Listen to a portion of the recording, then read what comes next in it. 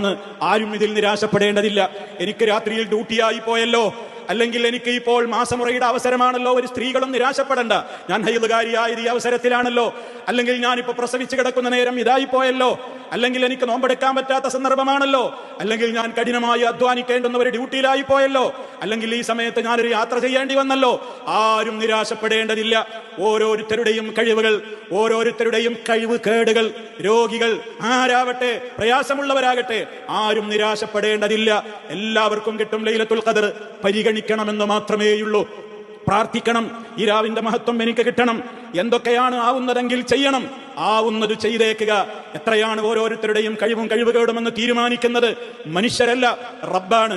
ആ റബ്ബിന്റെ മുമ്പിൽ നമുക്കൊരു വഞ്ചനയും നടത്താനൊട്ട് പറ്റുകയുമില്ല. അവനറിയാം നമ്മുടെ കഴിവും കഴിവുകേടുകളും. അതിനനുസരിച്ച് എന്താണോ ചെയ്യാൻ സാധിക്കുക അത് നമ്മൾ നിർവഹിക്കുക. എല്ലാവർക്കും കിട്ടും പുണ്യം. ആർത്തവകാരികളും അതേപോലെയുള്ള ആളുകളും ഒക്കെ പ്രയാസപ്പെടുന്നവരൊക്കെ ഉണ്ടാകും. നിങ്ങൾക്ക് ദുആ ചെയ്തുകൂടെ? ജോലി ചെയ്തുകൊണ്ടിരിക്കുകയാണ്, പ്രാർത്ഥിച്ചുകൂടെ? അറിയുന്ന മനപ്പാടമുള്ള ഖുർആൻ ഓതിക്കൂടെ? ദിക്റുകൾ ചൊല്ലിക്കൂടെ? ഖദറിന്റെ രാത്രിയാണ്, മഹത്വമാണ്, പരിഗണിക്കണമെന്നാണ് അല്ലാഹു പറയുന്നത്. പരിഗണിക്കുന്നവർക്കൊക്കെ അതിന്റെ മഹത്വം കിട്ടും. പിന്നെ ആർക്കാണത് തടയപ്പെടുക? മറ്റു രാവുകളെ പോലെ അലസമായി അവൻ കാണുകയാണ്, അവൻ ഉറങ്ങുകയാണ്, അവൻ കളിയിലും ചിരിയിലും വിനോദത്തിലുമാണ്. അവൻ പരിഗണിച്ചിട്ടേയില്ല, അങ്ങനെ ഒരു മഹത്വം അവൻ കൽപ്പിച്ചിട്ടേയില്ല.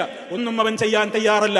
അവനതൊക്കെ ഈസിയാണ്. അങ്ങനെയുള്ളവർ മഹറൂമീങ്ങളായിരിക്കും, അവർ തടയപ്പെടും. അതല്ലാത്ത ഇതിനെ ആശിക്കുന്ന, ഗൗരവത്തോടെ കാണുന്ന, ആവുന്നത് ചെയ്യുന്ന എല്ലാവർക്കും ലഭിക്കുമെന്ന് നമ്മൾ സന്തോഷിക്കുക.